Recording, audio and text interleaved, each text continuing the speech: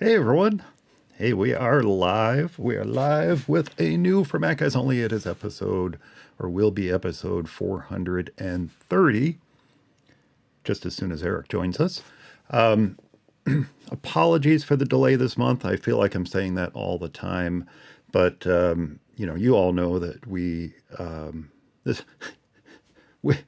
have family stuff, we have our small businesses and things like that, and some things came up in the last couple of weeks that have prevented us from recording at our usual time. I know I always say the second and fourth Friday of the month, and that just didn't work this month. But I can promise you that we will 100%, well, 99.999, 5 nines, right?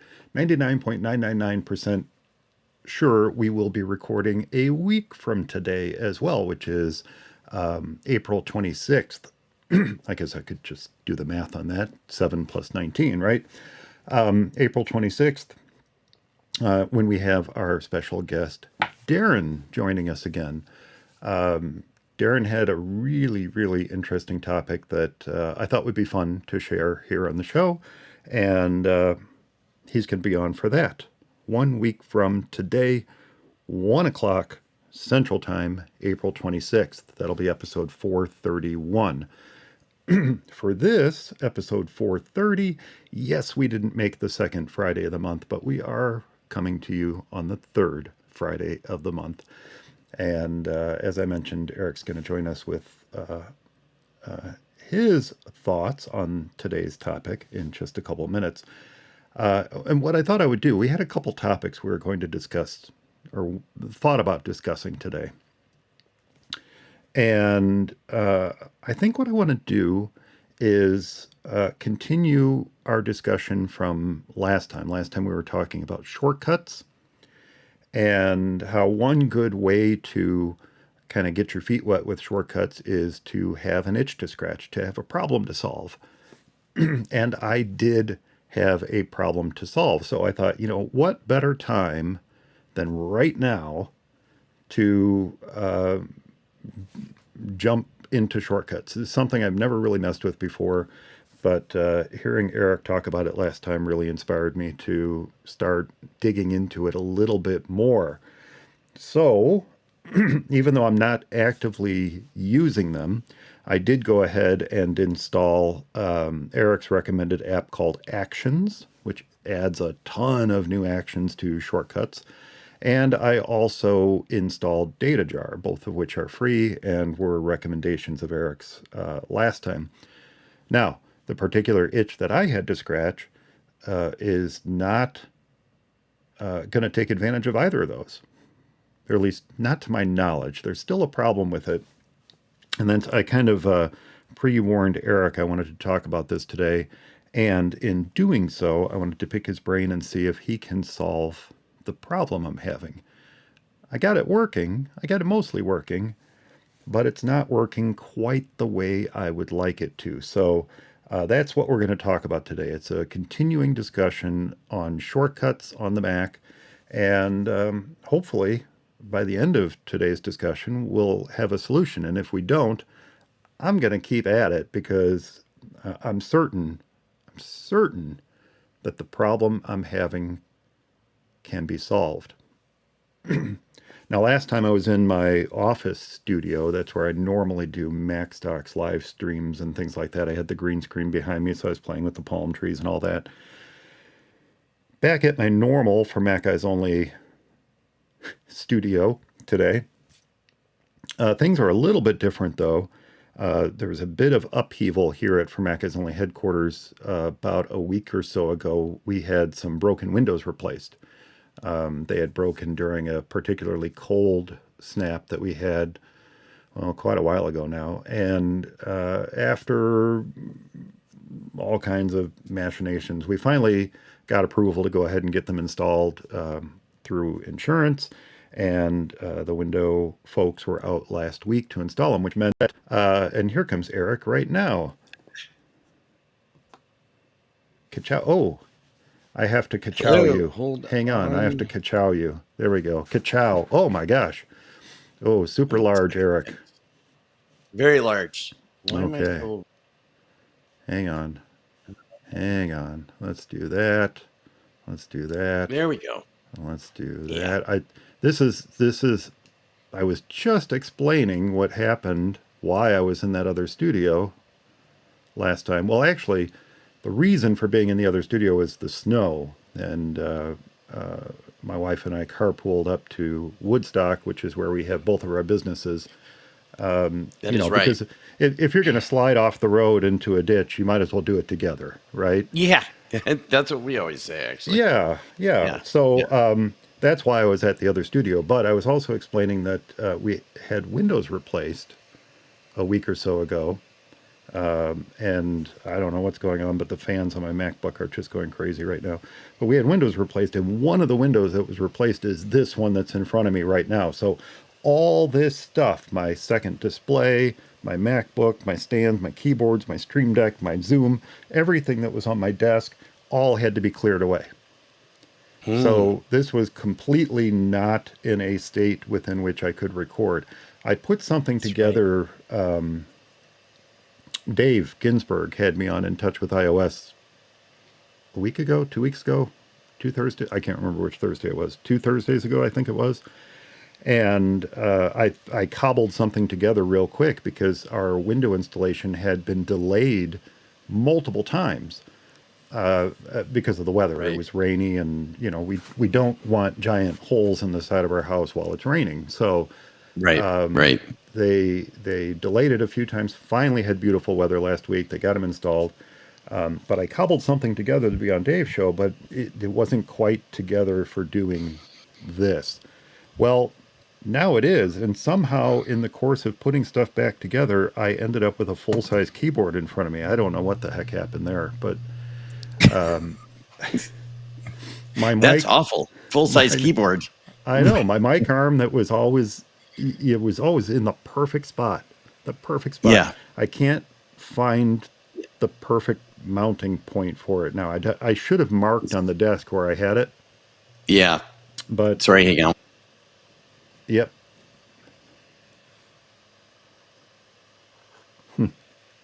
Anyway, so I got the mic. The mic's mic is back. I've somehow ended up with a full-size keyboard. I've got everything reconnected. Lights are on. The one thing I noticed that's different, and you probably will notice this too, and I think I can solve this with a new webcam. I'm still using the webcam that's built into the mat right up here. That one. Still using that webcam. I think I can solve the problem that's come up with the new Windows with a new camera, or perhaps just tweaking my lighting a little bit. But the new Windows have a tint to them. So I noticed that the sunlight coming in, and you're still muted, Eric, the sunlight that's coming in adds a kind of greenish tint to the room. So this blue wall behind me ends up with like a sea green, sea foam green kind of tint to it. Oh yeah, I see. Yeah. And I thought it was my lighting because I tweaked my lighting a little bit when I was on Dave's show. I think I tweaked it a little bit because he records at night. But then I realized, no, it's the windows. The windows have a tinting on them. You know, it's a for UV or whatever. UV and also thermal insulation, whatever. You know, that thing. I'm so technical when it comes to Windows. That thermal UV stuff. Anyway, so I realized this morning they have a green tint to them. And so perhaps I can fix that by just tweaking the color settings in Ecamm Live. Perhaps I can fix it by tweaking the settings of my lights. Perhaps I can tweak it with a better camera because, as I said, I'm still using the original 720 camera, and I've been thinking about a new 1080 with HDR camera.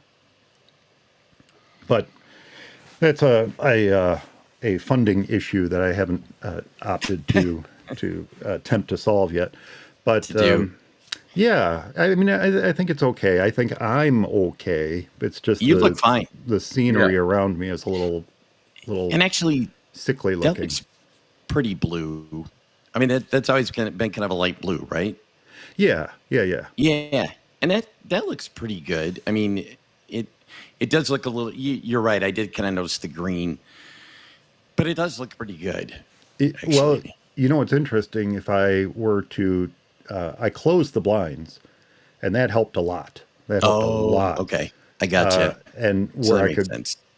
And I was getting the blind. You know how you get the little blind slats, shadows on the wall behind you. I was getting that. Yes. Yeah. And so I thought, I'll just open the blinds all the way. And then when the blinds were open all the way, I could see where that delineation was between where the blinds were and where the sun was coming in, and you could see the color difference. It was like a 50%. You know, when you do not a gradient, but the trick where you take a background and you make it half one color and half another color because you have solid, like a 50% solid gradient and a 50% solid gradient. Right.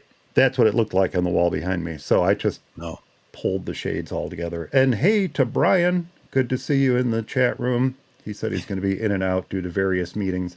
Yeah, dude, you have a lot of meetings. You got a lot of meetings. Well, important people do. Well, that's true. We have a lot of meetings. That's why we have time to record for Mac Guys Only on the afternoons on Friday, right? Right. If we were that important, we'd be in meetings and actually discussing something that's meetings ourselves. Right. Oh, that's right. Good gracious. You know, Brian, by the way, Brian's going to be a presenter at Macstock this summer. Oh, yeah, you said that. Yeah. Yeah, which is awesome. I'm excited to hear his talk. He's been to Macstock multiple times, but this is going to be the first time he's presenting. And last year and this year in particular, I'm trying to make an effort to bring fresh voices to the stage at Macstock, and Brian's one of them. So yeah. What was I going to say? What is he presenting? We're planning on. Yeah, you know, we should have him on. You know what? No, I'm not. Yeah. I'm not gonna say, because I have not talked to Chuck yet about the Road to Macstock for this year. I don't know if he's going to have time to do Road to Macstock for 2024. And if he does, Brian will be on, and he'll be spending an entire episode of Mac Voices talking about his talk at Macstock. So I don't want to spoil that, but No. For anyone listening, Macstock, but and spoiler alert, Brian's talk is actually going to be on streaming content and how to best take advantage of it, Oh, with cool. a particular focus on sports. Oh, yeah, So yeah. That sounds yeah, great. so kind of, the theme this year for Macstock is level up, and so he's going to be leveling up our live streaming, as it were. Yeah. That sounds good. No, that's definitely interesting to me too. Yep. Because that is streaming still hasn't really been simplified. It's not. It's yeah, and there are certainly a bazillion options. So Before we start recording, that's an interesting little side discussion, and then we'll start the show. But I had a client in the other day, and she still subscribes to probably cable. I didn't actually ask her if it's cable or satellite or whatever, but she still subscribes to that. And a friend of hers told her about all the wonderful streaming services and what those options are and how it's better and all that. And so she was asking me about that and what she needs. And of course, we were talking about Apple TV boxes and Roku boxes and things like that. right, And I realized as we started this conversation that it was not a simple conversation to have, yeah, that it's really quite complex. In fact, in it our is. own household, family members are confused. Well, I shouldn't say confused, that's not fair. But, we used to say CBS, NBC, ABC, Yes, whatever.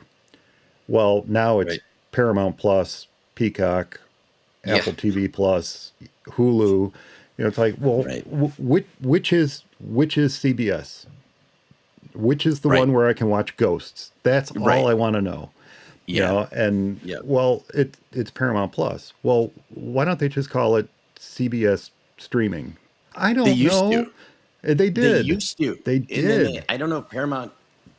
If it's Paramount always owned CBS or CBS, I don't Not know, but always, but yeah, it's been, yeah. somewhere along the line they changed it to Paramount Plus because it used to be. I thought it was like CBS All Access or CBS. It I don't know. was. It was It CBS made All more Access. That's sense. right. Yeah, Yeah. I guess Paramount wanted to get their name on there. But everybody switching to yada yada plus is Yeah. been one of those things that's just caused a lot of confusion. So if you don't Yes. know which streaming network your favorite show is coming in on, it can be a little hard to get used to all that. And sometimes they're on multiple streaming networks because they might have a season on Hulu or Netflix too. That And now and not only yes, that, but you were talking about Apple TV boxes and Roku boxes, but then you've got Fire Sticks, and then you've also just got smart TVs that have their own OS and their own apps. Like yeah, I think Android. We've got like Google. So you've got like maybe two or three different boxes, including your TV, that you can watch Apple TV Plus or Netflix or whatever on, hmm, and it's just or you've got a remote that says Netflix has a Netflix button, but that'll take you to the one that's on the TV, not to the one that's on I Apple know, TV. I That know. maybe, yeah, it's I just I look, I get it. I yeah, understand, the money that changes hands as TV manufacturers add these streaming capabilities to their boxes. I get that. yeah, But yeah. Oh yeah, somebody needs to step up and just make a good old-fashioned dumb TV again. yes, I'm not a fan of smart TVs. no, They go out of support too quickly, quite frankly. yeah, I yeah, noticed that with our Blu-ray player, that that it was a smart Blu-ray player and had all these features like Netflix and Hulu and all that stuff, and the apps just were never updated. They were never yeah, updated, and when they were updated, it was only for a very very short period of time. The thing was slow as heck. I yeah, just I don't like that all-in-one type thing. I would much rather That just give me a good old dumb TV with 4 HDMI inputs, and I will take Yes. care of the rest of it. Right. Right. No, And that's exactly right. that's probably why I've held on to our dumb TV for as long as I have. Yeah. It's really been quite some time. It's an old TV, but it's got a nice picture. Yep. Yes, it's only 1080, but I'm good with that. I'm not streaming in Yep. 4K. No. I've invested too much in shiny plastic discs already to now go out and buy them all over again in 4K Blu-ray. Right. So I just rely upon the kindness of the upscaling built into the TV, which is quite good, by the way, and the upscaling that's built into the Blu-ray player when I Yeah. watch that. And you know what? If that doesn't work, not to continue my rant too much longer, but if that doesn't work, there's a number of fantastic ripping apps out there for the Mac. And Right. there's a real good one for Mac OS. MDCP is how I know it, and I can't remember what the full name of it is. But it's a DVD ripper, and in the process of ripping, it will also upscale, and it does a Yeah. really good job of it. So that, you know, if you're looking to take an old collection of DVDs, which are 540. So if you're looking for an old collection of DVDs and want to rip them and upscale them at the same time, that's a fantastic app for that. Right. There's another one too that does Blu-ray as well as DVD.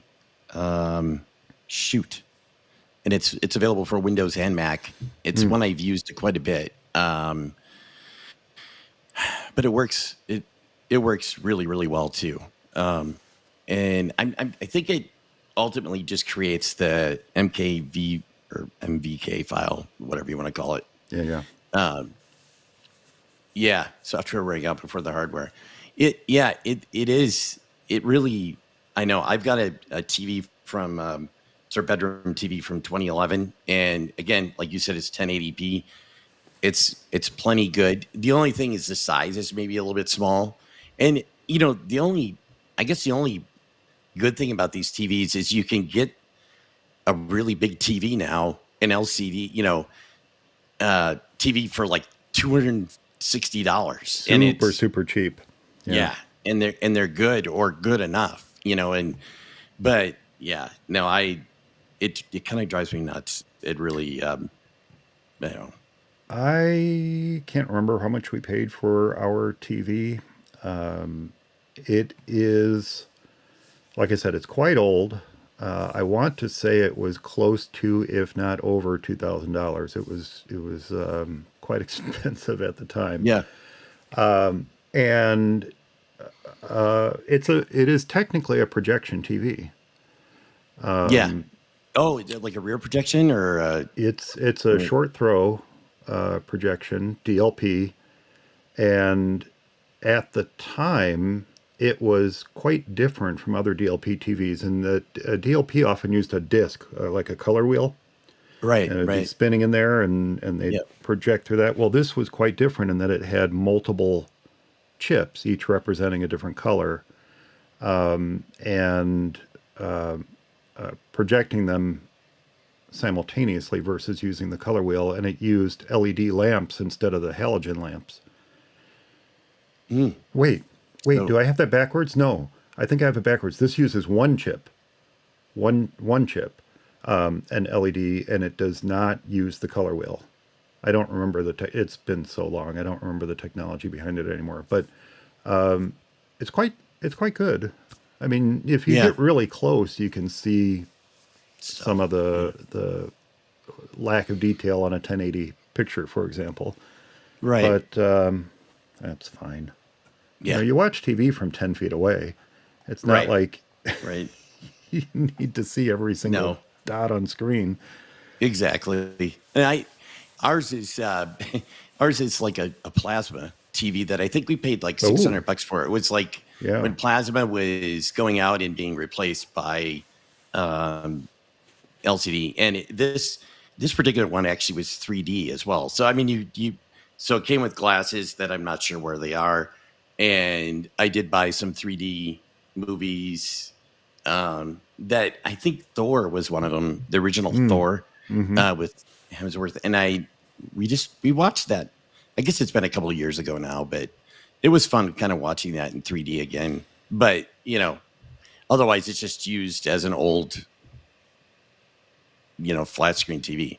The only thing I will say, those plasma TVs, they did kind of heat up, and they were heavy as heck.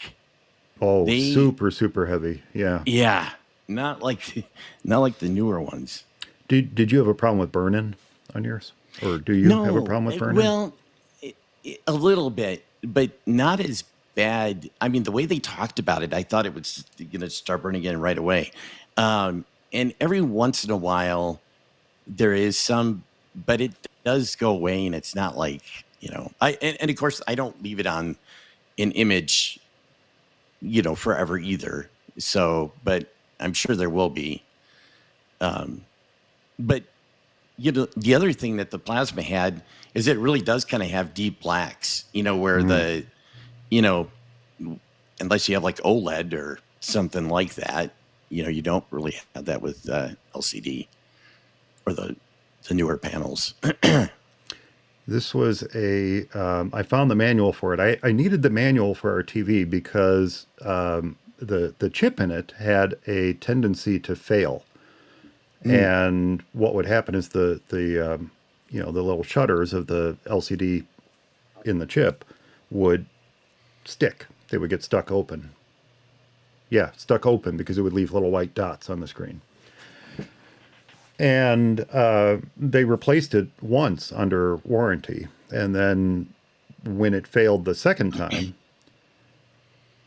they weren't going to replace it. But I found an outfit online that sold the chips, the DLP chips, and replaced it myself. So I needed the service manual for it. So I got the service manual for it, and my dad Wow. and I actually took it apart and replaced the DLP chip. And the interesting thing and why it failed, I know exactly why it failed, because that chip would heat up, and the thermal heat dissipation that they put on it out of the factory was horrible. It was just one of those little super thin thermal pads, like you'd see on a cheap computer between the CPU Right. and the fan. The little Just gray. one of those cheap little thermal pads. Yeah. So I ripped that out. You're supposed to move it to the new chip. Well, I wasn't going to do that. Right. So instead, I got some of the really good thermal paste that I use for repairing computers, put that on it, put the heat sink back on it, put it back together. Haven't had a problem since. So the whole reason, my theory, the whole reason these chips were failing is poor manufacturing. Yeah.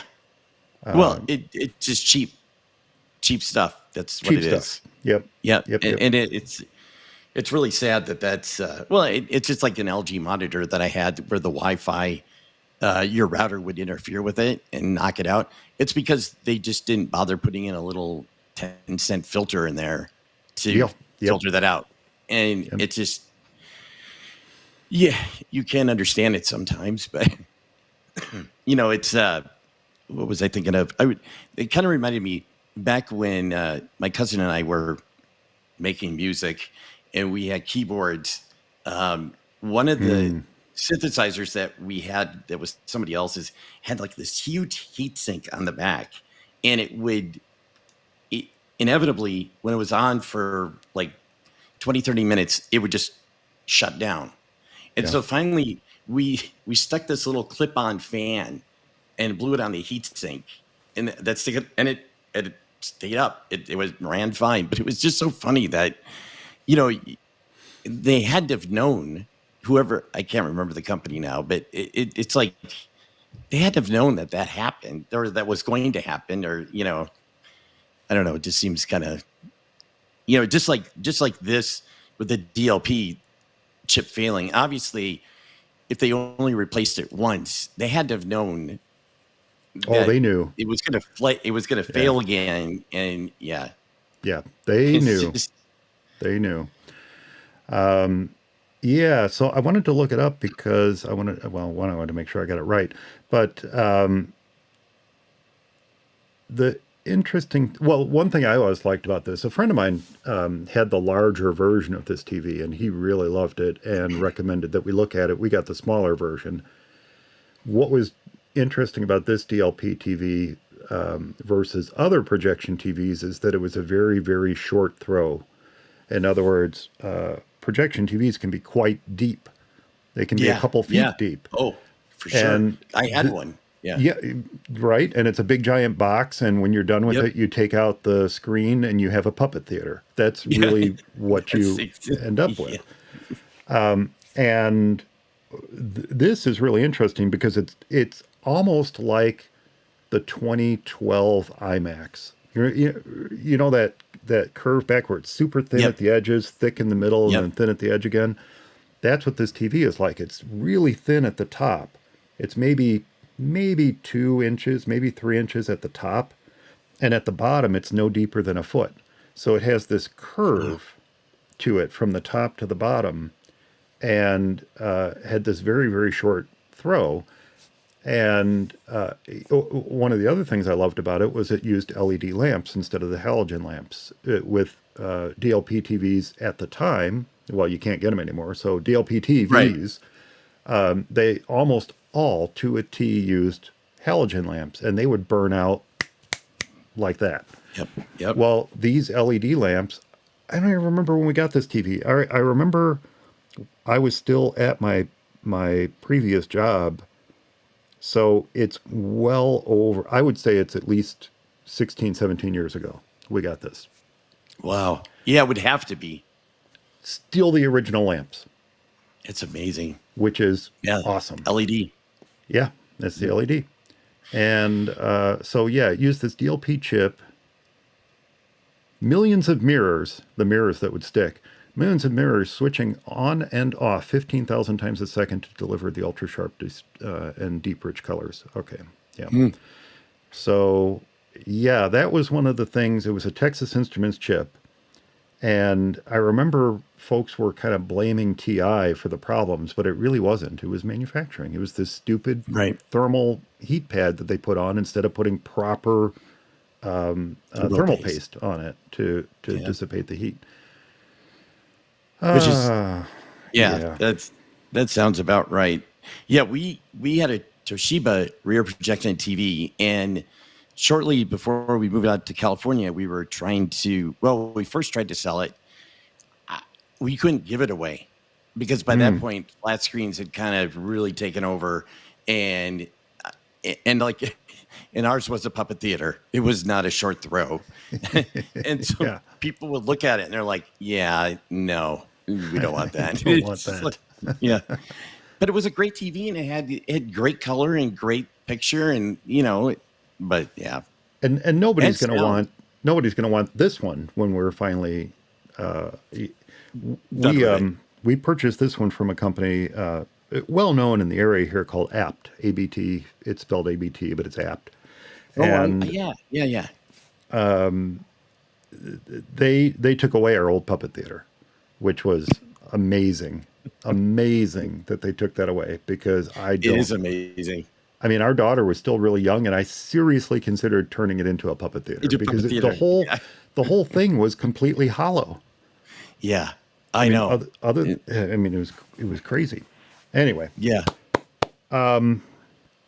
so yes, before he has to go to a meeting, we should probably actually get started talk here about now. something. Yeah, What do you think about my new idea? We had another idea for the show, but I had this new idea for yeah. No, no. discussion. And I I like mentioned this it. at the beginning of the live stream, and I think we should probably go with it. It's kind of a continuation of last time. Right, right. Yeah, no, I totally agree. I think it's a good one. I actually don't know if I'll be able to help you with it, but Did I you like it. did you look at what I sent you? I did look at it, and I don't know if I there's didn't a get a chance solution. to. Yeah. Yeah, but do you think there should be? I'm like you. I always run into these, like whatever I want to do, for some reason, no one ever has wanted to do that, and shortcuts or automator or whoever cannot do it. And it's like, but I mean, what you did looks pretty good. It doesn't look, It it looks like something I would have logically, it looks like it probably. would work, right? Yes. Yep. Except it doesn't. It. So, I mean, it does work. It does. Well, we'll talk about it. We'll talk about Yeah. it. It does work, Yep. but it doesn't work. And I even set up my shortcuts here so that I can share my screen while I'm discussing it. And like we did last time, I'll just try to do a decent job of describing what I did. They're fairly simple shortcuts that Right. I created. So I'll try to do a somewhat decent job of describing it and the problems I ran into, and then maybe something will click in that brilliant mind of yours, and you'll say, "Oh, I see what the Yeah. problem is." Yeah. I'm sure that's going to happen. Yeah, Yeah. I have faith in you, even if you don't. Well, I appreciate that. All right. Well, we will get started then, and that'll be the sole discussion, unless you had. There's the essential app, which I have one. That'll be the sole discussion unless there was a newest item you wanted to talk about. No, actually, there probably was one quick thing that I had, but it would probably be like a whole 20 seconds. Okay. And then the other topic,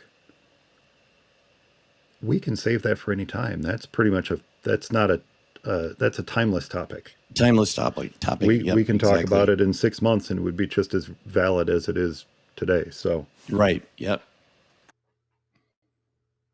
okay, Yep. we'll get started then. Take a quick note here. I see some other folks are joining us, which is, oh, no, joined us and left. Okay, here we go. In 3, 2, 1. It's for Mac Guys Only, episode number 430 for April 19th, 2024. 2 guys, a problem, and a shortcut action.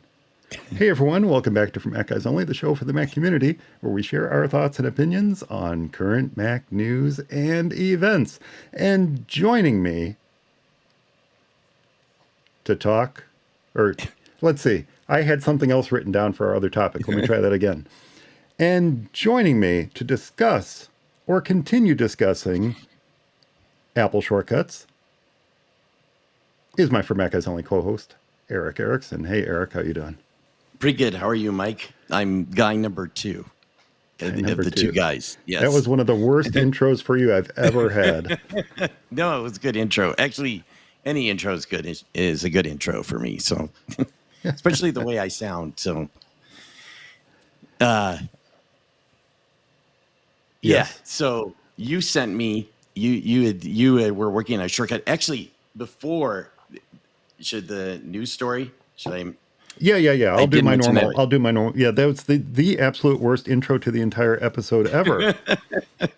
All right, here we go. We'll just continue. That's our Sounds our good. edit point. An edit point a whole minute into the show. Yeah. And remember, we normally record for Mac Guys Only live on YouTube the second and fourth Friday of the month. And if you would like to come hang out, ask questions, and be part of our live studio audience, be sure to subscribe to the show at youtube.com/FMEOTV. And if you are joining us live, I'll be keeping an eye on that chat room too. So if you have any questions or comments as we move along, be sure to preface it with a Q so that I can see it, and we'll try to address it here on the show. Eric, last episode we stepped into the shallow end of automation with Apple shortcuts, and you shared a nifty little shortcut that you created to make life just a little bit easier when sending out mass texts to family members. And as I mentioned, I'd been a little reluctant to begin working with shortcuts because I was comfortable with Automator, and gosh darn it, I have so many Automator shortcuts, and I know, or I think I know, how to whip one out pretty quickly when needed. Plus, I think I was always missing something when it came to shortcuts and how they were built, because it never seemed like I could do with them what I wanted to do. But since last time I decided to kind of drink from the well of shortcuts and see if Apple's new way of automating tasks on the Mac could fix a problem that I had. And that task was generating a cover thumbnail from a stack of PDFs, which is something that I do quite frequently for clients. So that's what I want to talk about today. But before we do that, I know that there was something going on in the world of Mac that you wanted to talk about.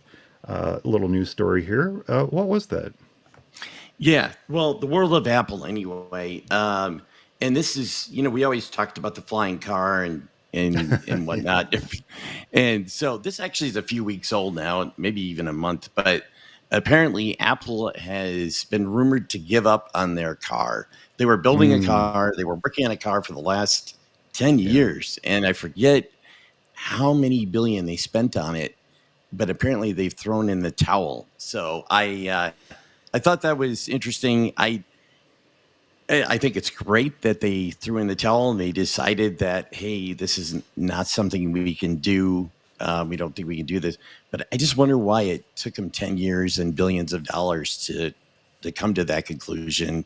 It seems like something they could have came up with maybe 5 years ago. I don't know. But anyway, I thought it was interesting. I'm not going to get my flying car. It's not going to happen. Apple's not going to do it. And that's okay. Well, you're not going to get your Apple flying car. Right. Now, Yeah. Do you think, though, that the investment that they made in this research was worth it when it comes to creating the systems that other manufacturers will integrate into their cars? Or do you think it was just all kind of thrown out the window? I mean, I kind of see the former.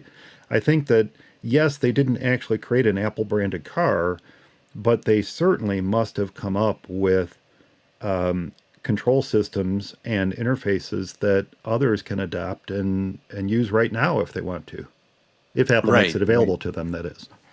Yeah. And it does kind of look like they are with CarPlay. I mean, you got to think with that whole dash, what they demonstrated, I think the last WWDC or I don't know if it was one of their other events, but they, what they showed, and I think BMW, there is some car manufacturers that are going to use it.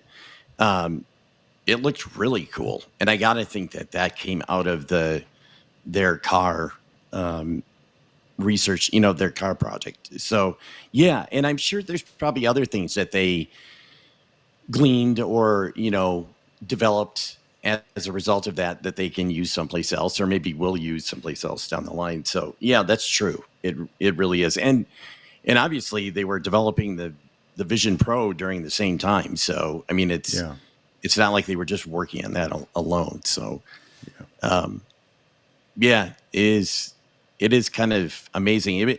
It would be neat to be a fly on the wall and see, what they all developed and what all came out of that. So, well, yeah, and even more so when you consider that what this means if Apple chooses to move forward with more let's just call it more enhanced CarPlay interfaces. Right. If Apple chooses to move forward with that, the fly on the wall aspect will be, how did they come to the decision to not control the full stack? Apple loves to control the full stack. They love to have everything 100% in their control. And this or that approach, this approach that we're assuming they're going to take, doesn't do that for them. No, right. It doesn't. And that is a good question, actually. Yeah.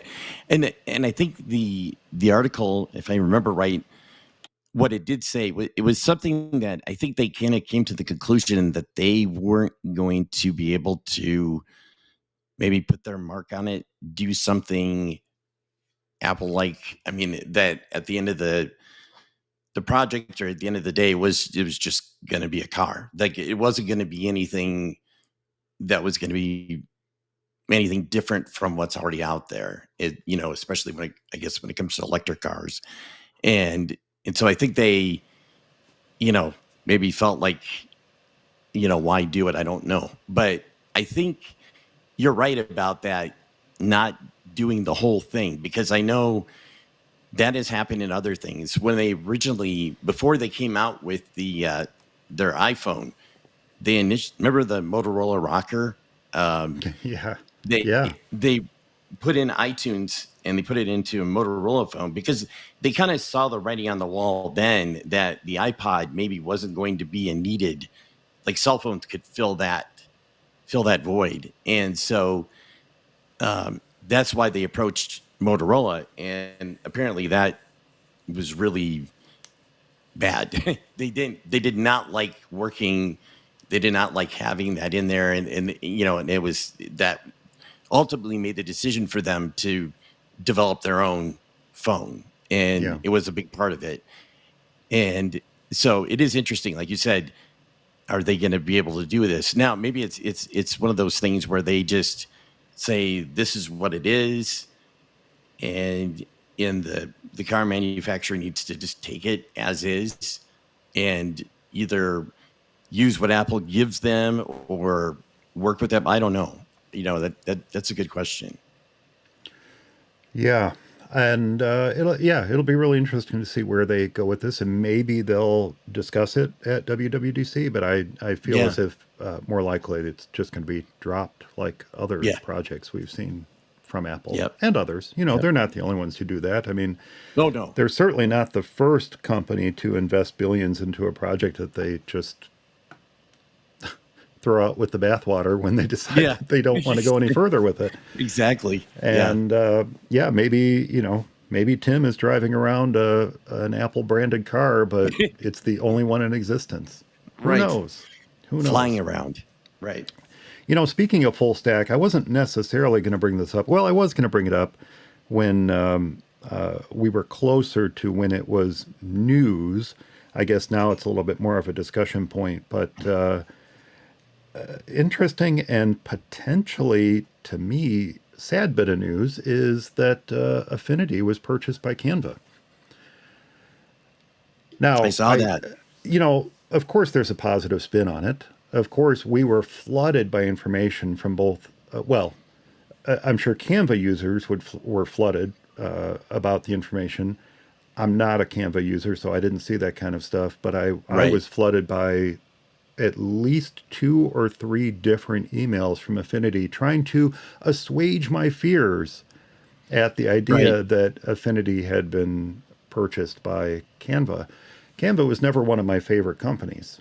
I I think, like a lot of the AI tools, I think it does a little bit of a disservice to those who spend a heck of a lot of time trying to come up with original literature and artwork and designs, to just take everything and turn it into a giant template that you can churn out at will was never something that I was a big fan of.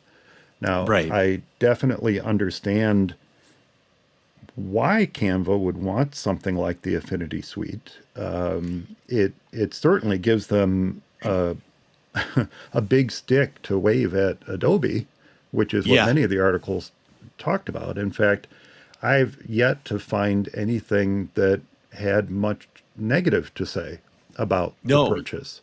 Yeah, I haven't found anything negative. Yeah. So I think it's kind of a wait and see. And I think part of the uneasiness that I have over it is this is not the first company whose products I've loved that's been purchased, and everything seems honky dory at first, and then within a year or two, suddenly it's either gone or it's no longer the product that we bought into. Right. The promise is that the pricing structure will remain the same. The promise is that it won't turn into a subscription product. The promise is, and this is the interesting twist on that last bit, the promise is that if they create a subscription product, they'll continue to have a perpetual license for the product. Well, I've heard that before too. Yeah. Yep. So, with as much love as I have for the Affinity products, and I really do, I depend upon them daily. With as much love as I have for the products, I'm just going to have to take everyone at the word that this is going to turn out the way that they say it's going to. They say it's good. Yeah. Yeah. And that means, and one of the things that they shared is that Affinity will be independent, wholly owned subsidiary of Canva. They'll continue to operate the way that they have. They'll continue to operate with the same team that they've had. We'll just have to take everyone, and by everyone I mean Canva, at their word that this is how Affinity will be allowed to continue. And we'll see. We'll see. I don't know. Did you have any thoughts on it? Or I know certainly you've seen this kind of thing happen before, and I understand that this will definitely provide a fair bit of competition to Adobe. Right. But what do you think? Yeah, no, I feel the same way that you pretty much every point you made is exactly the way I feel too. I'm a little leery, and we'll see. It just seems like subscriptions are so I don't know how to say it, but it's like they're they can't seem to get away from them, and Affinity's done such a good job of not doing subscriptions and making things work. You just hate to see that go away. And I don't know if Canva really does just make them a wholly owned subsidiary and is sort of hands off and uses them to kind of bolster their portfolio. And like you said, be a, competitor to Adobe. I think that would be great if they don't need to, basically use Affinity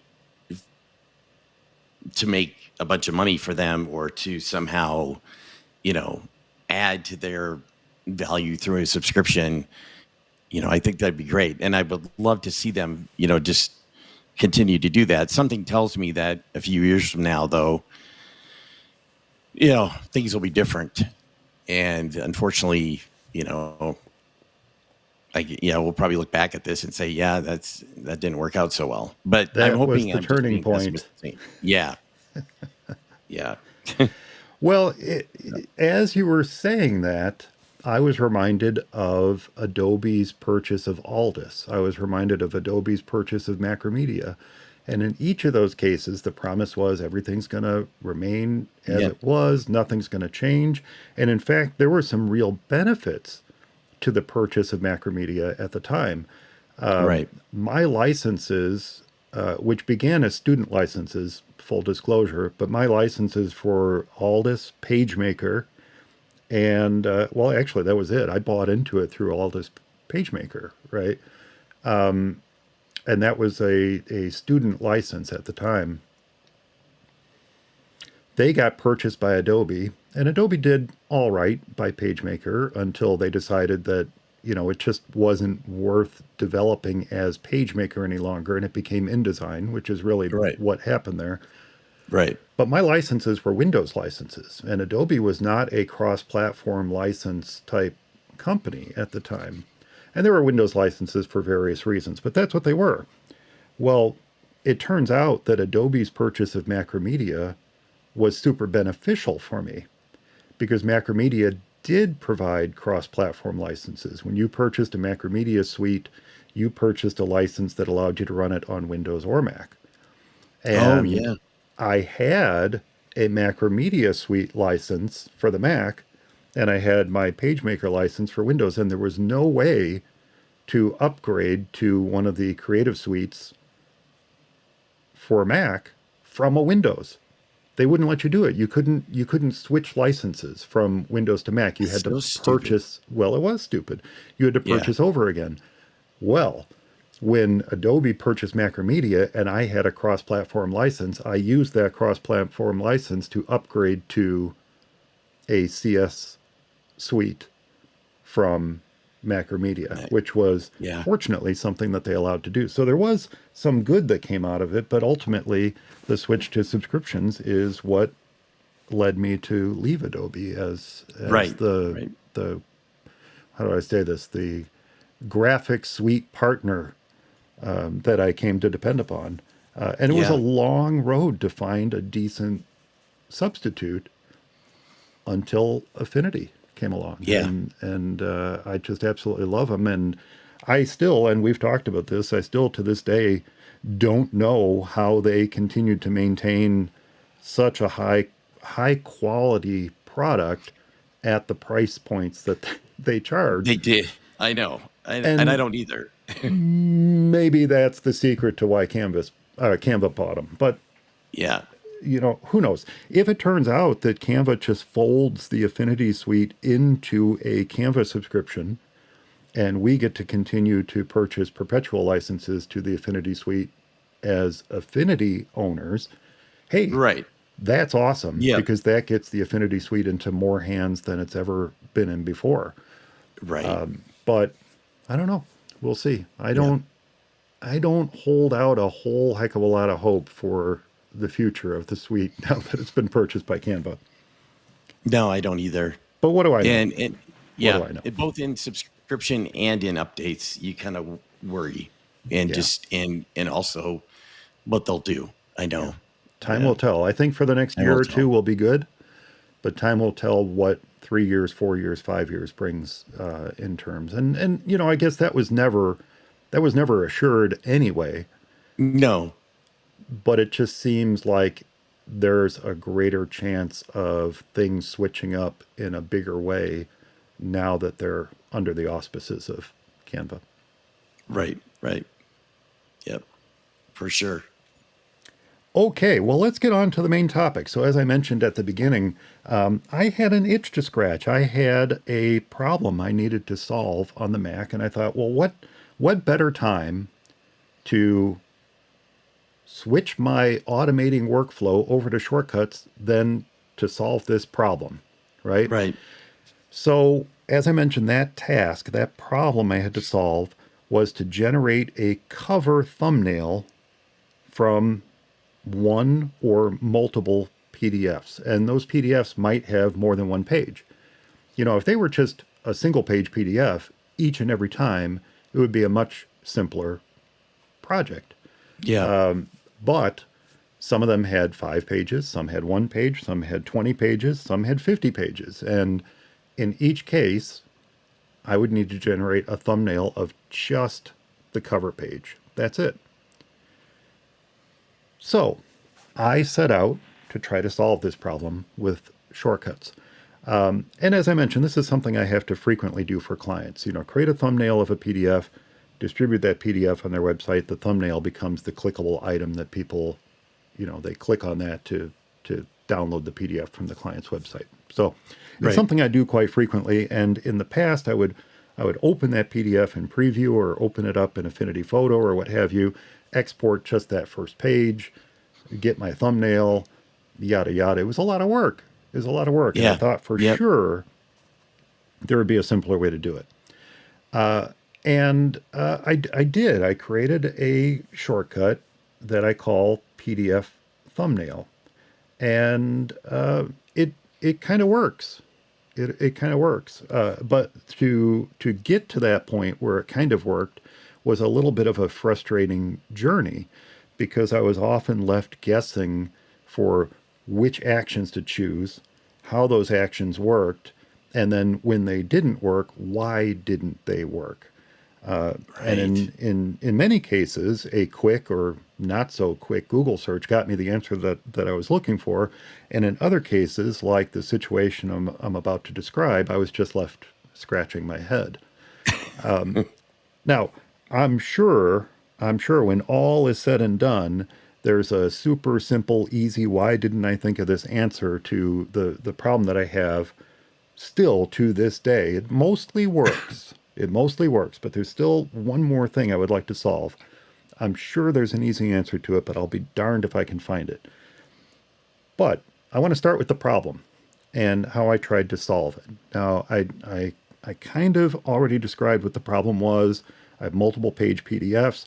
I need just the first page, and I want to take that first page and not only convert it to a JPEG, but resize that to a particular size. And it doesn't matter what size, quite honestly. But in my case, it's 500 pixels wide. So I just Okay. want to Yep. take the first page, Yep. convert that first page to a JPEG, and resize it to a 500 pixel wide by proportionately whatever height size thumbnail. That's what I'm creating. Okay. Now, the reason I want to talk about this is because, and I don't know about you specifically, Eric, but I learn best by doing, or sometimes hearing and seeing how others have done things. So, for those listening who are also giving shortcuts a try, thanks to Eric's wonderful selling of it last episode, if you are having similar frustrations, maybe some of my own trials and tribulations might help you. Or more precisely, maybe they will inspire you to do better than I can. So, what I want to do here, for those who are watching the live stream, I'm going to actually switch over to shortcuts here, and I'll also describe, but I'll cover a couple of the simple things about it that we didn't actually talk about last time, and then show you what I created in shortcuts and what it does and where it doesn't work, and then kind of go from there with my second solution. So let me go ahead and switch over to that. Okay, so this is the shortcuts interface, and as we described last time, you can have multiple shortcuts in here. Now, my shortcuts interface is quite simplified because I've eliminated a lot of the default stuff that Apple puts in here. And I only have the shortcuts that I've created. Now, you can see in this particular case, I have 3 shortcuts. I have PDF thumbnail, my second attempt, PDF thumbnail V2, and my third attempt, PDF thumbnail V3. And what I want to do is I'm going to right-click this PDF thumbnail, my first effort, and I'm going to choose Edit from the context menu that pops up. And that will open up the edit screen for that. And let me pop it over here so it looks better. Okay, there we go. And the way I built this is to create this shortcut as a quick action. I like quick actions. A quick action means that when you right-click on an item in the Finder, you'll notice that when you right-click on an item in the Finder that there is a menu called Quick Actions. And there may be some pre-built quick actions in there. You may not have any quick actions in there. I know one of the default ones is markup. So if you're on an image or a PDF, you can right-click and go to quick actions and go straight to marking up that PDF or image. But I want the shortcut that I create to be a quick action so that I can right-click on a PDF that I need to make a thumbnail from and go to the quick actions menu and choose PDF thumbnail. So in order to do that in shortcuts, when you are editing your shortcut, over on the right, you're going to see a list of the actions that you can choose from as you're building it. And up above that list of actions is a little eye in a circle. And when you click that, that will show you the details for that shortcut. And one of the items that you can check is Use as Quick Action. And underneath Use as Quick Action, there's an option to check to allow it to be used in the Finder. And that's really all you need to do. You just need to check Use as Quick Action and check Use in the Finder. That was actually one of the more difficult things for me to figure out. I didn't realize up front, because it's not super obvious, that if you want your shortcut to be a quick action like you could do with Automator, that you don't have to do anything special. Like with Automator, you have to tell it you're creating a quick action. You have to tell it you're creating something that is going to specifically be used as an action within the Finder. In shortcuts, you can just check that box. Use as quick action, and then check the box for Finder. And that's it. That's all you have to do. So that's great. That was problem number 1 to solve, is how to create a shortcut so that it appears in my quick actions menu. Now, when you do that, you get this receive input from quick actions. And that's the very first step that appears within your shortcut workflow. And in this particular case for PDF thumbnail, it doesn't really matter. I opted to uncheck everything except for PDFs. You don't actually have to do that. If you know that the quick action you're creating is going to be used for PDFs, you can just leave that alone. But in this particular case, I decided to make it just PDFs. So I clicked where it indicated and turned everything off except for PDFs. And then it says if there's no input, continue. So I just left all that alone. Now, thankfully, I've created automator actions in the past. So I knew that what I wanted to do was take a quick action on something that is within the Finder. So as I was searching for actions to add to my shortcut, I just typed in Finder. And when I typed in Finder, one of the things that came up was and you can see that there's when you do that, if you type in the search box Finder, that there's a lot of Finder actions that you can add to your shortcut workflow.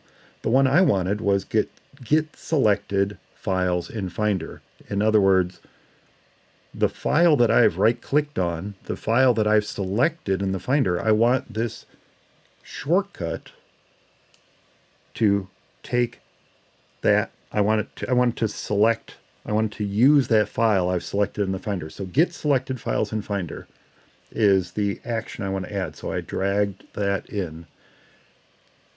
Now, in this particular case, it's a PDF. Didn't matter. The next thing I wanted to do was, now that I have this item in my workflow, get selected files in Finder. Now that I have this in my workflow, I knew the next thing I wanted to do was convert it to a JPEG image. So again, I went to the actions list on the right and I typed in image. I think I typed in image to get that. And you can see that when I typed in image, it automatically filtered down the list of actions to make image, make image. And we can drag that in too. So I have make JPEG image from file. And the truth is it defaults to PNG. But I clicked where it said PNG and I changed it to JPEG because that's what I wanted. I didn't want a PNG. Those end up being much larger, and I don't need transparency, so I opted to go with JPEG image. And if you click show more over on the right, you can choose the color space, you can choose the resolution. I left it at the default 300 dots per inch. And you can see that it automatically added make JPEG image from file. Cool. So now I have a quick action. The action is being taken on selected files in the Finder. With those selected files, I'm going to make a JPEG image from the file. Now the next thing I wanted to do was resize. And you can see in the list of actions where I typed in image, one of the options is resize image. So I dragged that into my workflow and I'm going to resize the image to, and I typed in 500 for the width because I wanted that to be the width I'm resizing this to. 500 pixels wide, and then auto height. I just left the height alone. So it's going to automatically figure out proportionately what the height should be based on that 500 pixels. So if it's a 1,000 by 2,000 and it resizes it to 500 wide, it's going to make it 500 by 1,000. So proportionately, it's going to resize that image, which is great. So I added that to my workflow. Now, here was the tricky part. How the heck do you get this thing to drop it within the same folder that you're in already? In other words, if you have the PDF on your desktop or you have the PDF within a specific Finder folder, how the heck do you get it to drop it right in there? Because what was happening to me when I ran this is it would keep outputting the JPEG images to the shortcuts folder within my iCloud drive. And that's absolutely not what I wanted. I wanted it to go to the same location that the original file was at. And that was difficult to find the answer to. In Automator, there was always a checkbox, if I remember correctly, Eric, there's always a checkbox that says output to the same folder. Yeah, I believe there was. Yeah. So it was super easy. But I couldn't figure out how the heck to get that to work in shortcuts. Well, quick Google search, and I found that the way you do it is with the stop and output command. That's kind of important to know. Right. Yeah. Stop and output. Yeah. So in other words, it's going to stop the shortcut workflow. It's going to stop it, and it's going to output what you've generated so far. Now, the trick to that is it just stops. Like once it outputs it, it's done. It won't do anything else once you stop an output. So I tried playing with things like saving the file, and frustratingly, the save a file option does not have an option, a tick box to say output to the current folder. Right. You do have the option to prompt for a file name, but I didn't want that. I wanted a hands-off solution. I wanted to just right-click, PDF thumbnail, boom, and have it generate that thumbnail. And that is not what the save a file would do. And I couldn't find any other way to do it. Google searched. Someone very kindly explained to another person that if you choose stop and output, it will output to the folder that file resides in. So that's what I went with. So stop and output, resized image. And then that's it. That's the whole workflow. That's the whole shortcuts workflow. And when you would run that, that was great. But let me switch over here. What would happen is if you had a multi-page PDF, it would actually generate, gosh, I hesitate to do it with one of these. Here, let me put this in a different folder so you can see. I'm just going to call that untitled folder.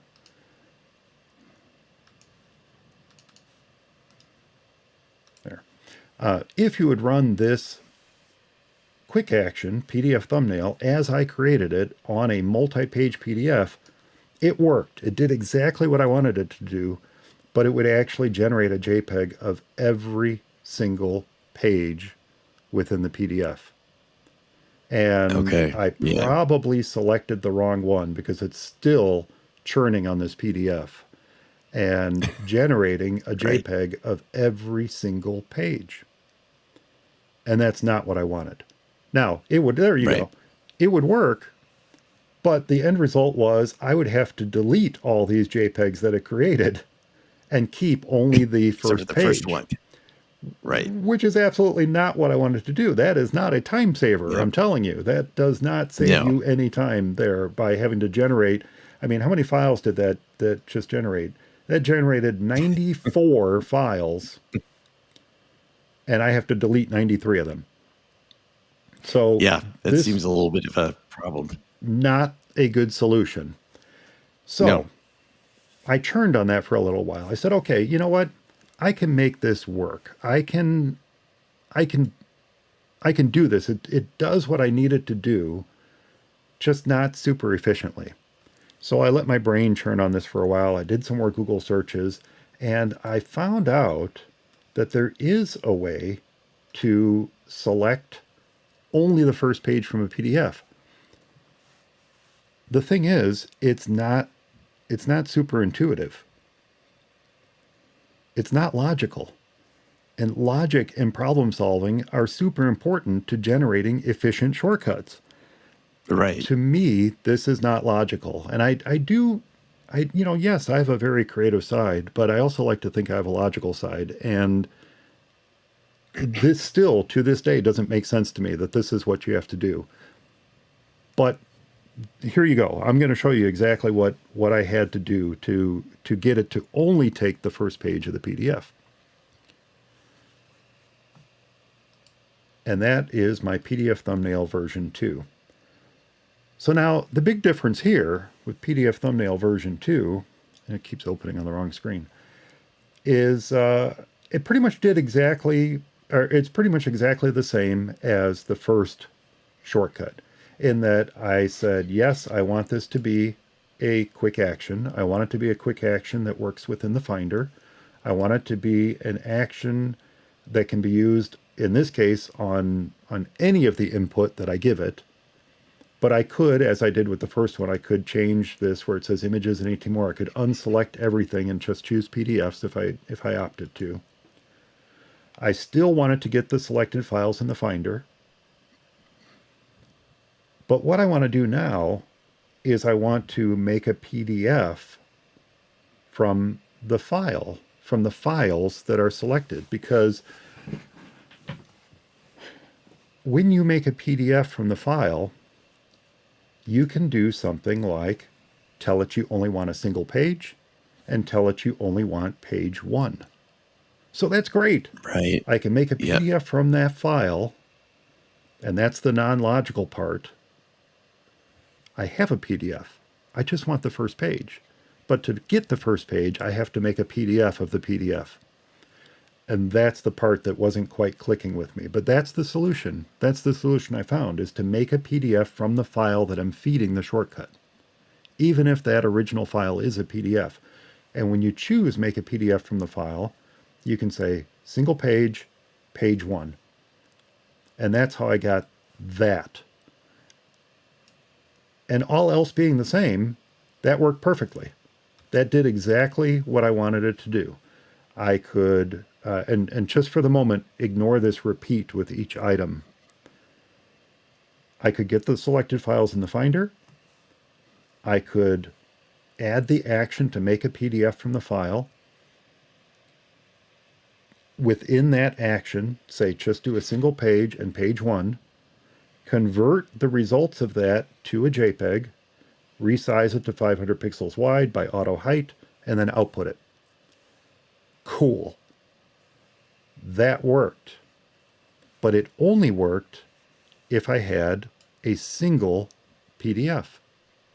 But when I chose more than one PDF and would run the shortcut, I would just get a single JPEG, and it would be the JPEG of the first PDF in the selection. So if I selected 3 PDFs, whichever one was selected first, that's the thumbnail I would get. But I would not get thumbnails of all the selected PDFs. Interestingly, though, in the very first version, if I selected multiple PDFs, it would output every single page of every single PDF regardless. But once I added this option to make a PDF from file, it would only output the thumbnail from the very first PDF in the selection. Yeah. And not so you selected a bunch of files in the Finder. Yeah. And then you run this, and so that it does a repeat with each file. Yes, and I added the repeat. See, originally I didn't have the repeat in there. Originally, because the very first version worked on all the PDFs I selected, I thought, well, heck, I'll just add this extra step to make a PDF from the file, and that will solve it. But it didn't. In the files that you are selecting are PDFs, right? Yeah. Anyway. Yeah. You're just So Okay. as an example, let me go back to, you know what, I should move this up a little bit so I can select it better. There we go. Let me go back to this where I have multiple PDFs. Oop, that's an EPUB. I can't use that. There we go. Here I have multiple PDFs. Select them and go to PDF thumbnail version 2. And that's great. See what it did? It created a thumbnail. It created 2 thumbnails because I selected 2 files, but the 2 thumbnails are identical. They are of the first PDF. That's it. So the first PDF I selected is the thumbnail it's choosing. which is really interesting. Okay.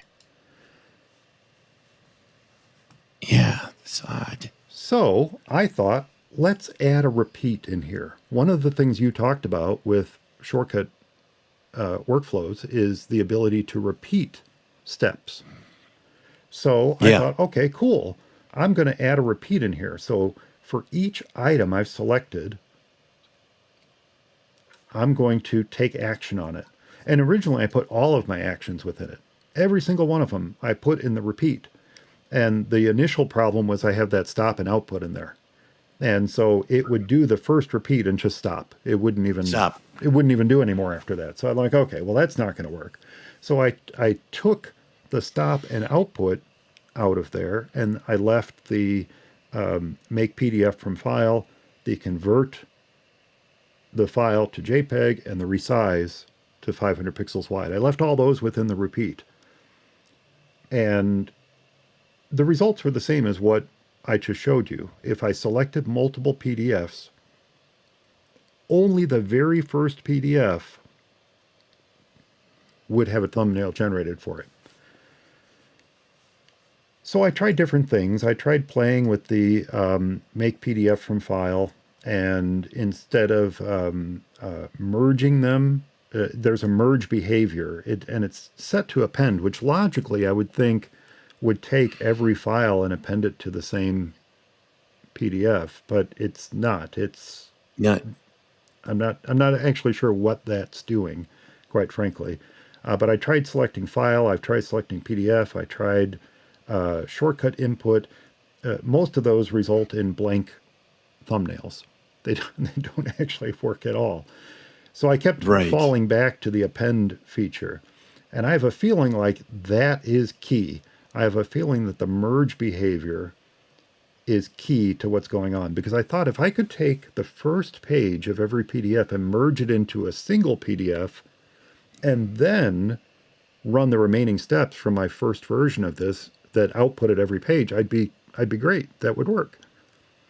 Right. But I can't seem to take the first page of each item that I've input into the shortcut and put it into a single PDF. But that is key. The make PDF from the files I've selected is key to this whole problem.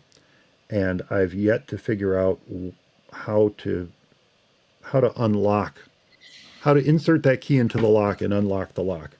It's still it's still a little opaque to me. But I had an idea. I thought, okay, well, let me play with this a little bit more, and let me create a new version, a version 3 of this, that kind of does what I just described a moment ago. Get the selected files in the Finder, repeat with each item that I've selected, make the PDF, make the JPEG image, resize it, repeat, and then stop and output the repeat results. And once again, the results are the same. Only the first PDF in the selection list is what gets converted. So that's where I'm stuck. Now, the nice thing is, let me go ahead and delete these two JPEGs. The nice thing is that any one of these, except for the first version, any one of these works great on a single PDF. So I could go PDF thumbnail version 2, and sure enough, within a second, I get the thumbnail of that first page. Likewise, PDF version 3, I can run it, and within a couple seconds, I get the thumbnail of that first page. Wonderful. And it works on any single PDF that I select. I can quick action, and I'll get the 500 pixel wide version thumbnail of that first page. So on the whole, it works. It does exactly what I need, and I can do this one PDF at a time. One thing at a time. The interesting part is that the very first version, the version that output every single page of the PDF as a JPEG, worked on multiple JPEGs. But once I said, no, I only want to convert the first page, once I added that action to make the PDF from the file, that's when it stopped working. That's when where I select multiple PDFs and run my quick action, I get multiple PDFs. I get two for the two files I've selected, but the output is the same. The output is the first page of the first one in the selection. And I feel as if the key to all of this, as I said a moment ago, is that make PDF from file action. So, Yeah. Eric, Yeah. that's my challenge to you. I sent you this. That, I sent you this before we started yeah. recording. You should have solved it by now. Yeah, I know. And there might be a possibility. However, it may require a third party app, and I don't want to do that. But I was running it through, and I'm having the same trouble that you are. It just does the first PDF.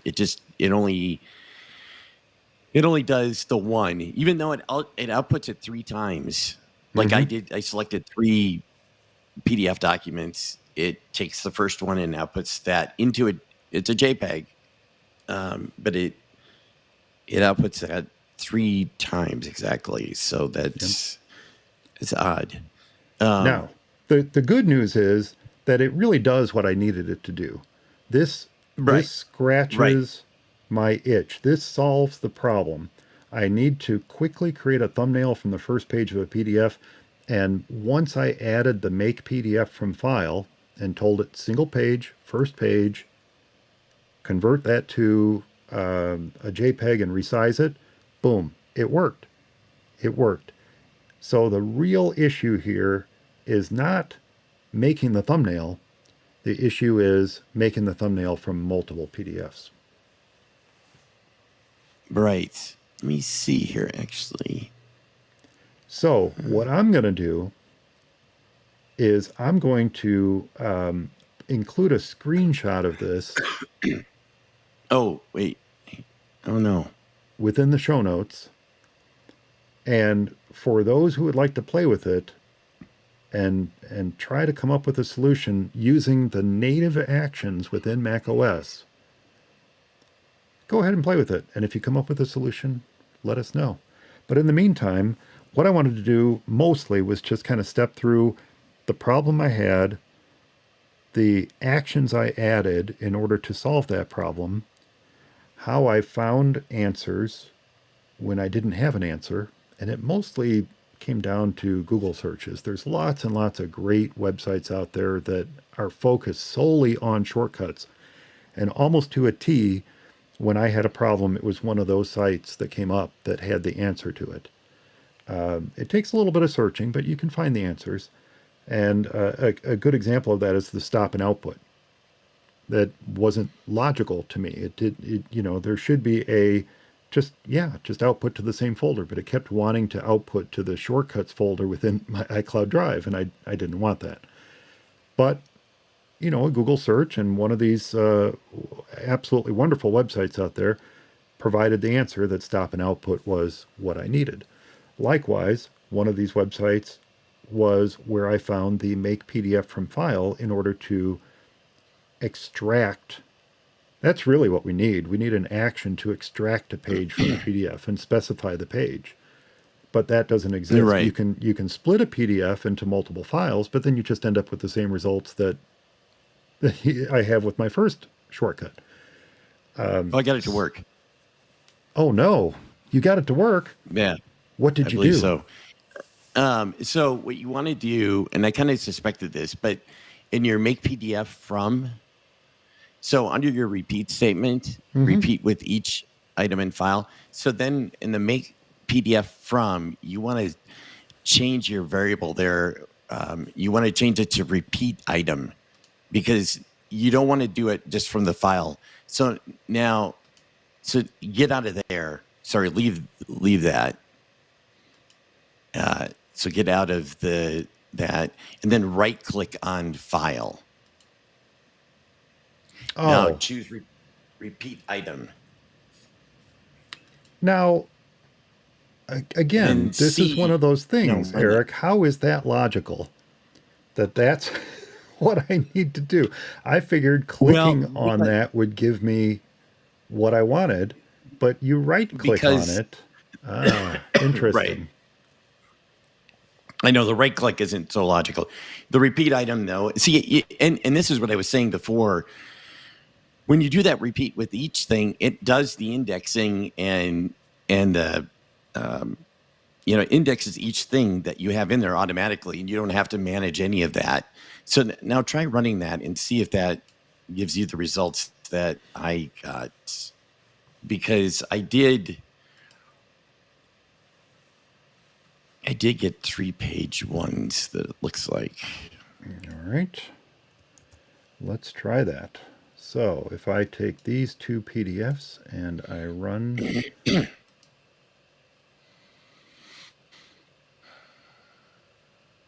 Yep, you're right. You're right. That did solve it. Cool. Okay. Awesome. So I had a problem Awesome. to solve. I mostly got it right. Yeah, And Eric you got came to the everything.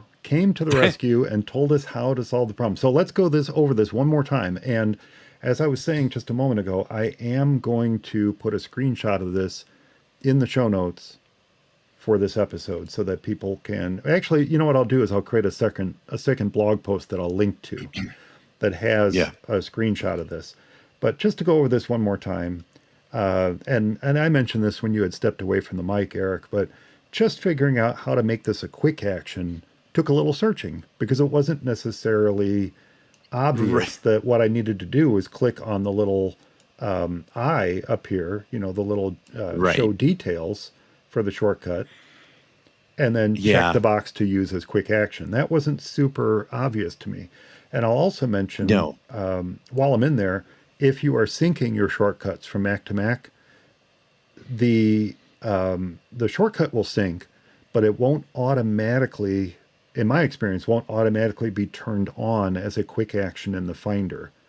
You do have to go in and edit the shortcut and check that box to use the quick action in Finder once it's synced to another Mac. From that Right. point Right. forward, it will remember that it was a shortcut in the Finder, but as it syncs from Mac to Mac, on each Mac you want to run it from the context menu in the Finder, in other words, the right click or control click context menu, you have to make sure that you check that box again once it's synced. Yeah. So that was the first problem I had to solve, is how to make it a quick action. And that's simply to go to the shortcut details, which is the eye in the circle, and check the box for use as quick action. So great. That adds the receive images and more input from quick actions to your workflow. Then I added the action to get selected files in Finder. Folks who've used Automator will recognize that. That's something that has kind of come from the Automator world, and I knew to look for that because of previous Automator actions that I've written. Get selected files in Finder. Now, the secret sauce is that we need to repeat these actions on every PDF that's selected. So we add the action to repeat with each item in those selected files. So just by Right. adding repeat with each item, it will automatically add repeat with each item in file.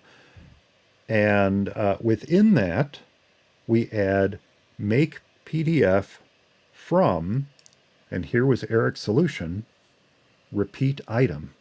Make PDF from repeat item. It will default to make PDF from file, but you right click on file and choose repeat item.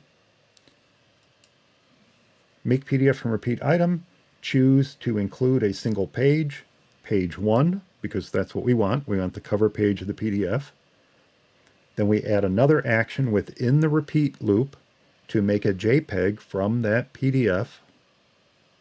And then we add another action to resize that JPEG to 500 pixels wide by auto height. Then we have the end repeat. And then we add the action stop and output the repeat results. And that will output the results for each item that was repeated. Each file that you selected when you ran this quick action, stop and output will output the JPEG thumbnail that we created from each of the items we selected. And that's it. That is it. That solved my problem. And Eric just provided the final the final solution to make this a viable and super, super easy to use and quick to use compared to opening them all in preview and outputting them and generating thumbnails and all that kind of stuff. Yeah. Yeah. This is going to save literally hours of time. Yeah. And it was a little bit of work to generate, a little bit of frustration here and there, a little bit of help from a friend. But you did it. Yeah. when you have a problem to solve, it looks like Shortcuts really is a great way to start. That's a good place to start. Is start with Shortcuts and see if you can make it work there. And make it work, yeah. And the thing is, and it's getting better, with every iteration. I mean, they really upped it this last with Sonoma and actually before that too, but in iOS 17, I mean, they really added so many new actions. And like I said, you are going to run into some bugs here and there. I mean, it's not perfect, but like you said, it's a great place to start. And you know what? If it can't do what you want it to do, there's always other applications that might be able to do, especially if you have a complicated thing or something that you need to read stuff on the screen.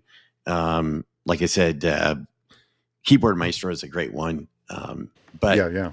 I really do like Shortcuts. It has really come a long ways, and I've liked it from the beginning. And it was one of those things that we were talking about, one company buying it or taking over another, and will it be any good? And, Shortcuts started out in life as workflow, and it was made by some really brilliant teenager.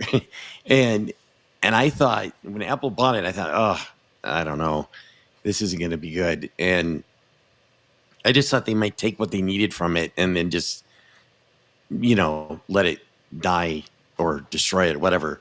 But they didn't. They did the opposite. They gave it, the power to do more. So, and they've really worked at it, ever since then. So it has really become something that's really useful. Yeah, absolutely. And I thought for a moment there you were going to say that they might Apple Car it. Yeah. That's what I was worried about. The thing is, you're going to run into frustrations. You're going to run into problems. If you're getting close, if you're getting to the point where you can save yourself time, even if it's not working perfectly, like I had it. That version 2, heck, even the version 1 could arguably have saved me time if I just had a PDF with a few pages, right? Right. It's really when you start to interact with PDFs of multiple pages and all that kind of stuff that I'm like, well, I don't want to go through and delete all those thumbnails. And, so right. You're going to run into little things like that, but it's still, on the whole, could save me time. Great. That's a wonderful first step. Then you're going to run into problems like I ran into. How do you get this to output to the same folder? Do a little searching.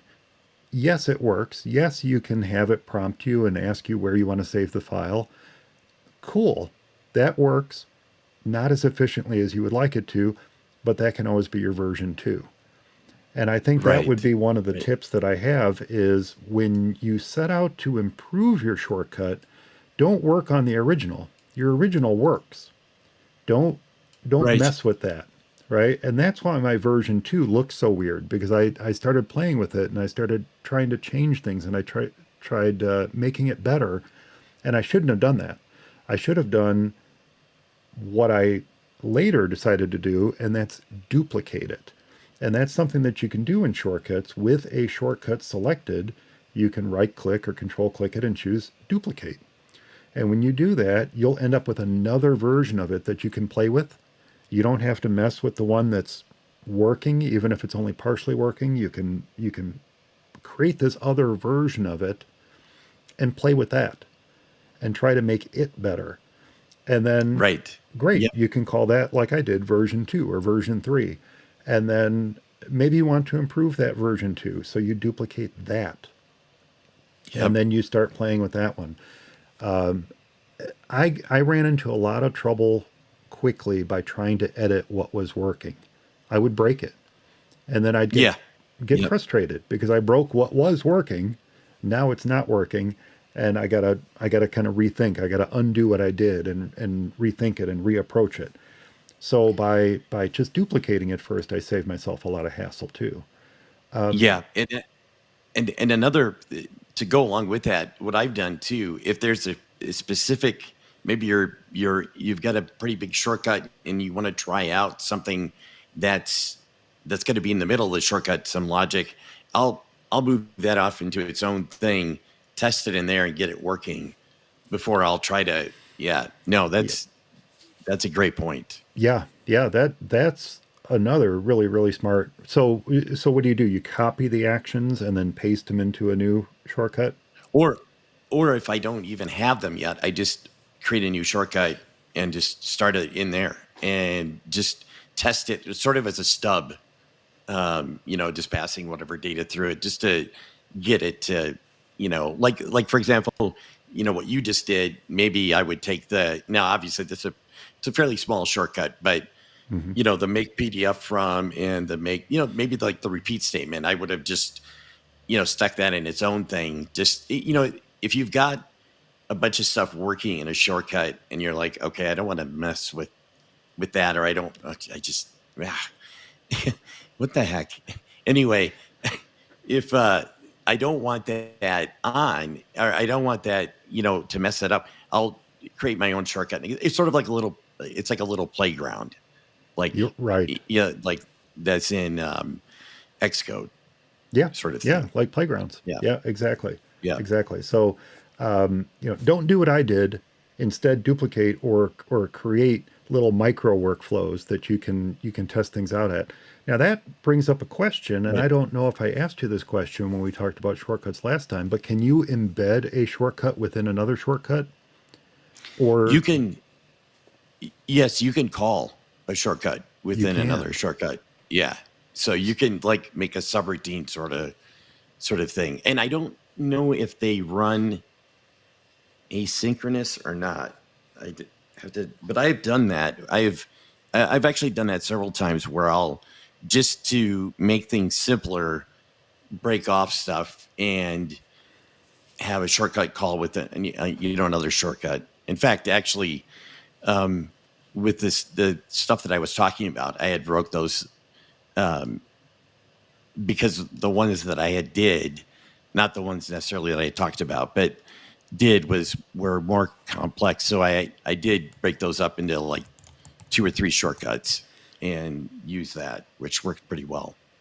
And in that case, if you can call other shortcuts and you decide that you've created this wonderful, as you called it, a subroutine, which is the right way to refer to it, you created this wonderful subroutine and you could reuse it in Yeah. multiple shortcuts. You can Right. simply create a folder within shortcuts, call it subroutines, and put them in there, and then you can call them from whatever shortcuts, and they'll always be there and always be ready for you to call on them if you Yeah. need to take advantage of it in the future, which is awesome. Yep. Yeah. Which is awesome. No, it really is. I Yeah. think the most frustrating thing for me, and I feel as if this is probably a bug, although it may be by design, I'm not sure. But with Automator, if you pulled an action out and replaced it with another action, the little ties that bind those actions together would remain intact, if possible. And I found that with Yeah. shortcuts, if I pull an action out, often those little ties that bind the actions together would break. And it Yeah, would they it do. would no longer understand how one related to the other.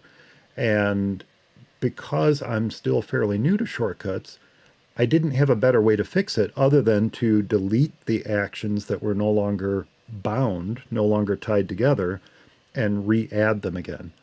Now, I suspect, now that you showed me this wonderful right click feature, I suspect I could probably go in and right click on it and then choose the correct option and be fine.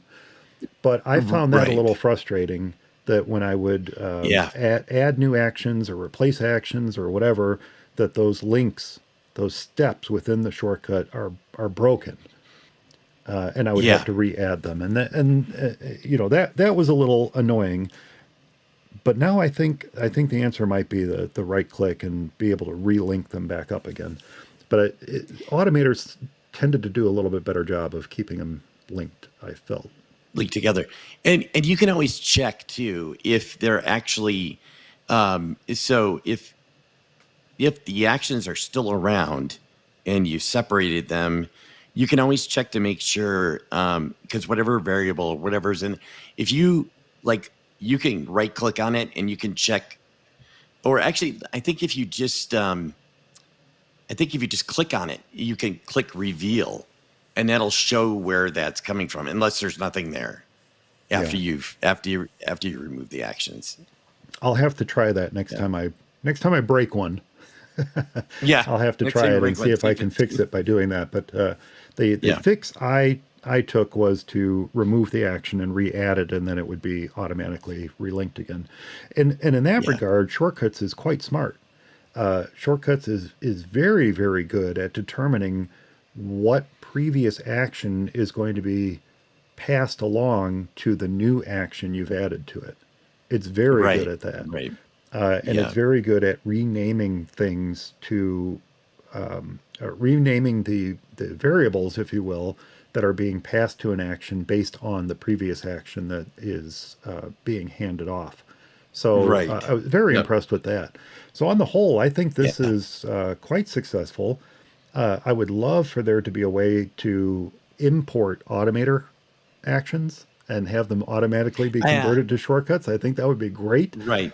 But Yeah. as it turns out, and as I mentioned last time, a lot of my automator actions are breaking now anyway, and part of it is because the apps that they depend upon are gone. Part of it is because I don't know, Apple just changed some of the automator actions, and they no longer work the same way. That's certainly been the case in a couple of them. But I think I'm going to Right. redevelop them as shortcuts. Shortcuts. And the beauty of those is they're so much easier to share. Yeah. If I Yeah. can create one to generate and again, I do this a lot, so this is why my brain tends to go this direction. But if I need to generate a 1200 by 1200 pixel image, I need to resize and crop something to 1200 by 1200 pixels. I have automator actions to do that. But if and I've tried to I've shared those with people before, with other family members who need to do those same tasks for websites and things. It's much easier to share a shortcut. Much easier. You can share it through messages. You can Yeah. share it through an email. You can share it through all different sorts of methods, and Yes. that hands down beats what you had to go through to share an automator action. Yeah. Yeah. No, they've definitely made that really easy, which is really nice. Yeah. Because just like you, I've already created shortcuts for other family members, and yeah, no, it's slick. Yep. Really Well, is. awesome. So that was my itch to scratch. Again, we would love to hear from you. We would love to hear what sorts of problems you have. And if you were able to successfully use shortcuts to solve those problems, share those shortcuts with us.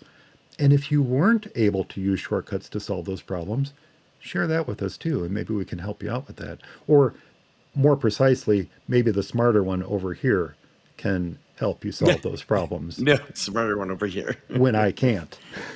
Whatever. Yeah, this one.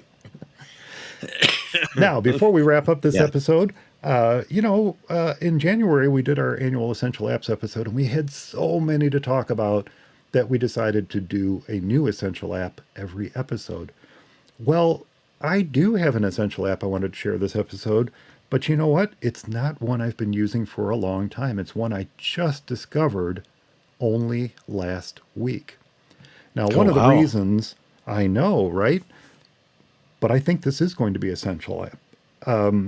one of the reasons I like to use apps like ItzyCal and Fantastical is for that wonderful, wonderful little menu bar icon. Rather than opening the full app, you're just one click away from your calendar events. Everything's right there. Yep. Little micro calendar, all the events that are coming up, all sitting right there in your menu bar. And while more full-featured apps like Fantastical and BusyCal offer ways to display your reminders, if you stick with the core Apple apps and something like ItzyCal, you might be left wanting something a little bit more to help you manage your reminders without popping open the full app each time. And that's where this episode's essential app comes in. This one is called Reminders MenuBar. And one of the great things about Reminders MenuBar is that it is open source.